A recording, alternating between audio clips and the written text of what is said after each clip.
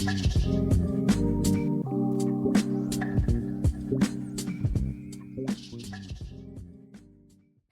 my name is Jerry Yang. I'm a junior at North Hollywood High School right now. That's in the Los Angeles Unified School District. Um, I'm a very passionate environmental advocate, as I'm sure some of you watching this video are as well. I do a lot of work not only within my school, but within the city of Los Angeles. I think of that as like my community in a broader sense. My CYCP project focused more specifically on my school, but I also serve as the Los Angeles City Youth Council president, and I used to serve on the Los Angeles Zoo Teen Council for Conservation. So I've lived in Los Angeles for my entire life. I've had the privilege of having a very supportive family, and the environment that I've been around has always been very positive. I think my first interaction with the environment in like the plants and nature sense was hiking when I was little. And when I grew up, when I was around 8 years old, actually the thing that drove me to start environmental advocacy was the Aliso Canyon gas leak, which really disrupted my community, and it basically like shook up my entire life when I was 8 years old. I remember spending my 8th birthday in a hotel room, like several dozen miles away from my house. So that was definitely like the start of my environmental journey. After experiencing that, I realized like the injustice that occurs every day, even in Los Angeles. So I got exposed more to advocacy through public comment and other forms.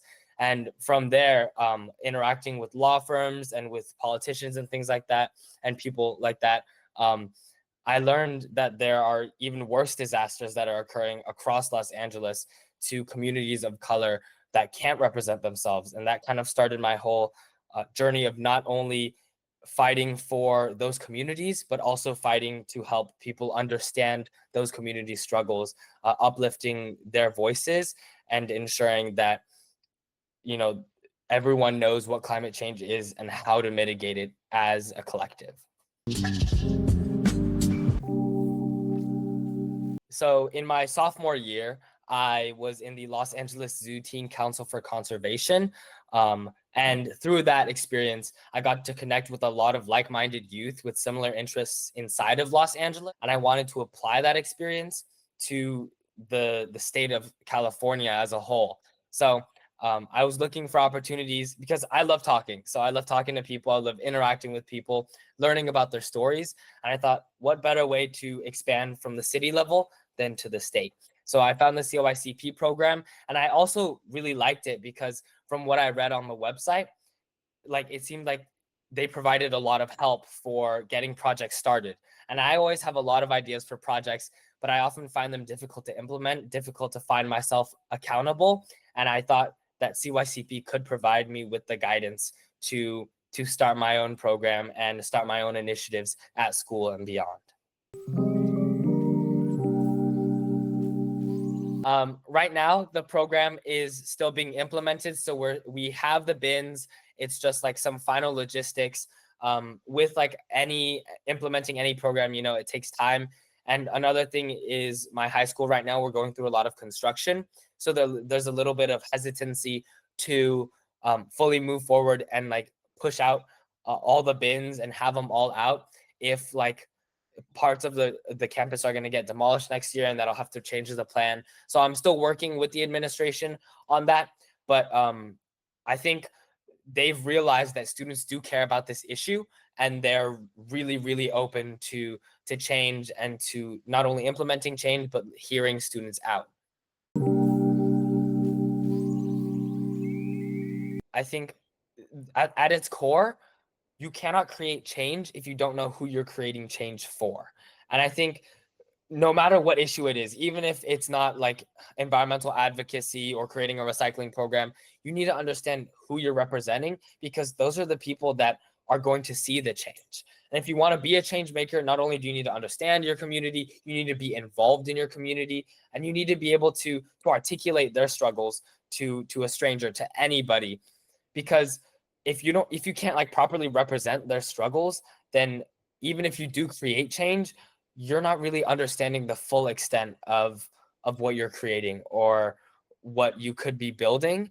And especially in environmental work, so often different communities are marginalized or not listened to because people overlook them. So I think being a change maker, more than just creating change, is understanding, is building understanding, building resilience within your community, and uplifting everybody together. In terms of college major, I'm probably looking into environmental law or public policy. Um, I really enjoy talking to people and learning about their stories, and then also representing them in various capacities. So that's why I'm really interested in law in specific. I want to help further environmental justice.